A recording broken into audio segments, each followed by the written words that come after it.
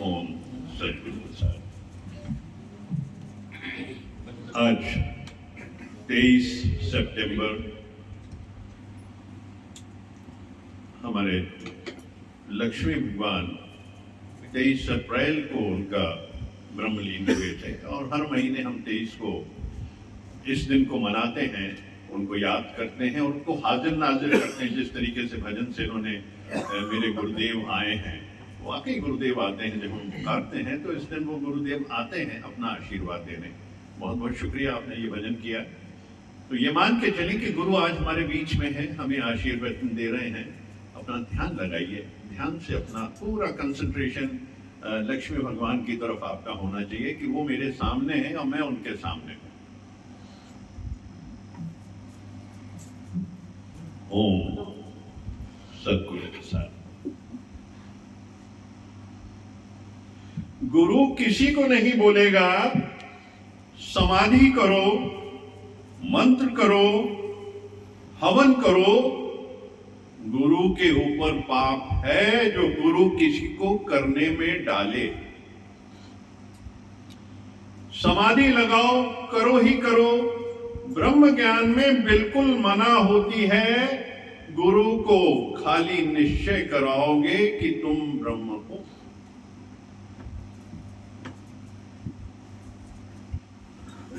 ब्रह्म को समझे हम लोग। ब्रह्म क्या है, क्या निश्चय कराना है? किस निश्चय में होगे जो अपने आप समाधि लग जाएगी, अपने आप ध्यान लग जाएगा? ब्रह्म को समझो, क्योंकि धरती पे हर एक चीज, हर एक पदार्थ, हर एक वनस्पति, हर एक इंसेक्ट, हर एक प्राणी, पशु पक्षी सब ब्रह्म है। ये शरीर भी ब्रह्म है, आत्मा भी ब्रह्म है और मन भी ब्रह्म है।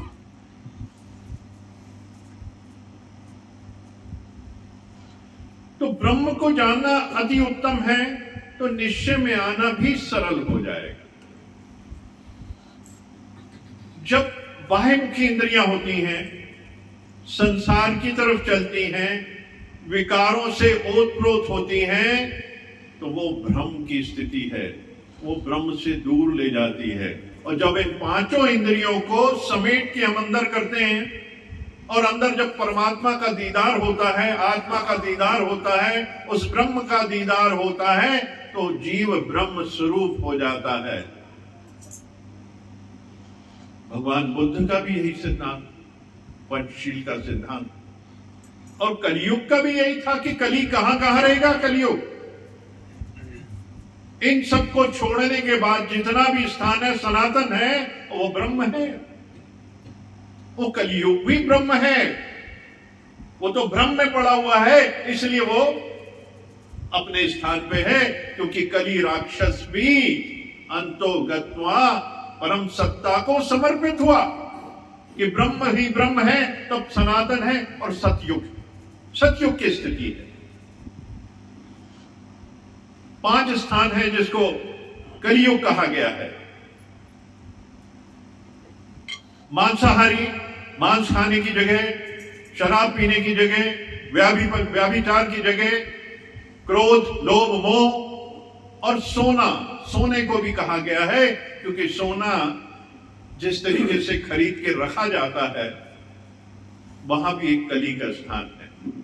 तो जिस दिन यहां से विमुख होके हम अपना रास्ता परम सत्ता की तरफ लगाते हैं, तो ब्रह्म की स्थिति होती है। पार ब्रह्म, गुरुर् ब्रह्मा गुरुर्विष्णु गुरुर्देवो महेश्वराय, गुरु साक्षात पर ब्रह्म तस्मै श्री गुरुवे नमः। इन सबसे ऊपर है ब्रह्म। गुरु ही ब्रह्मा है, मुख से जन्म देता हर जीव को, यानी वाणी से जीवित करता है। वही जन्म है। जिस दिन हमने गुरु को किया उस दिन हमारा जन्म हुआ, जिससे दीक्षा ली वो हमारा जन्म हुआ। और गुरु अपने वचनों से पालता है। भगवान विष्णु भी गुरु है, और फिर शिव बन के हमारे विकारों का संहार करता है। यानी कि शिव भी सब गुरु ही है। विकारों को भी हमारा गुरु समाप्त करता है। जब ये सब खत्म हो जाता है तो फिर ब्रह्म की स्थिति है। ब्रह्म इन तीनों से ऊपर, ब्रह्मा विष्णु महेश से भी ऊपर, वो निराकार, वो शून्यता, वो भगवान विष्णु से जनित है, लिंक्ड है। पूरा जो ब्रह्म की स्थिति भगवान विष्णु से है। और ये जो ब्रह्म है पूर्ण ब्रह्म भी है, हर तरफ पूर्ण ब्रह्म है। इसको अलग अलग तरीके से देखते हैं, हर जगह व्याप्त है, व्यापक ब्रह्म, पूर्ण ब्रह्म, सब एक ही ब्रह्म के नाम है। परिस्थितियां बदलती जाती हैं तो उसका नाम व्यापक भी हो जाता है, उसका नाम पूर्ण भी हो जाता है। पहले तो ब्रह्म को समझ लें कि उन स्थानों पे नहीं जाना और पंचशील का सिद्धांत अपनाना है। जिस दिन ये निश्चय कर लेंगे तो कहना नहीं पड़ेगा कि समाधि में बैठो, ध्यान लगाओ, भजन करो, कीर्तन करो। अपने आप वो स्थिति हो जाएगी, अपने आप जीव गुम हो जाएगा, उस परम सत्ता से मिलके एक हो जाएगा। वो कहलाती ब्रह्म की स्थिति। ब्रह्म किसी को, ये एक अनुभव की बात है, ये एक अनुभव की बात है। हर एक जीव का अलग अलग अनुभव है। मैं अपना अनुभव आपको नहीं शेयर कर सकता, आप अपना अनुभव मुझे शेयर नहीं कर सकते, क्योंकि ब्रह्म तक पहुंचने के लिए हर जीव को पुरुषार्थ करना है। उस निश्चय में आने के लिए हर जीव को स्वयं पुरुषार्थ करना है, तब उसका अनुभव होगा। It can not be explained. इसे हम नहीं बता सकते कि इसका अनुभव कैसे, क्योंकि हर जीव का अनुभव अलग अलग है। हर एक जीव का अनुभव अलग अलग होता है। इसलिए जितना हो सके पंचशील का सिद्धांत अपनाएं और इंद्रियों को नियमित संयमित रख के, संयम में रख के अपना जीवन जिए। क्योंकि मनुष्य योनि में भी जीव को नियम के हिसाब से चलना है, नियमों के हिसाब से चलना है। जब नियम से चलते हैं तो ब्रह्म की स्थिति है, वरना भ्रम है। इस भ्रम से बचना है, क्योंकि जब हम भ्रम से बचेंगे तो ब्रह्म की स्थिति है। तो भ्रम क्या है? संसार, विकार, व्यवहार, तू मैं तू, हम अलग अलग हैं, ये जितना भी है भ्रम की स्थिति है। और ब्रह्म क्या है? सो हम, जो तू है सो मैं हूं, जो तू है सो मैं हूं, जो तू है सो मैं हूं। तो गुरु कभी भी नहीं कहता कि समाधि लगाओ। गुरु तो सिर्फ ब्रह्म का निश्चय कराता है। तो ये निश्चय करने की विधि यही है। इसके लिए पुरुषार्थ जरूरी है, इसके लिए पुरुषार्थ जरूरी है। क्योंकि बिना पुरुषार्थ के निश्चय में आना, उसको पहले समझना है कि ज्ञान क्या है, अज्ञान क्या है। ये सारी टेक्निक्स हैं, क्योंकि बिना समझे वहां पहुंचा नहीं जा सकता। वहां पहुंचने के लिए गुरु जो जीपीएस सिस्टम है, इससे समझाता है बार बार कि ये मार्ग अपनाओ तो तुम ब्रह्म हो। हर स्थिति में तुम्हारी स्थिति ब्रह्म है। तुम कर्मों से दूर हो जाओ तो ब्रह्म हो, विकारों से जनित कर्मों से दूर हो जाओ तुम ब्रह्म हो, तुम ध्यान करो उसमें गुम हो जाओ तुम ब्रह्म हो।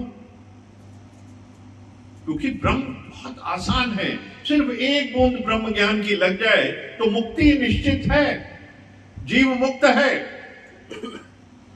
पर वो बूंद पकड़नी है, गुरु के दर पे आके समझना है।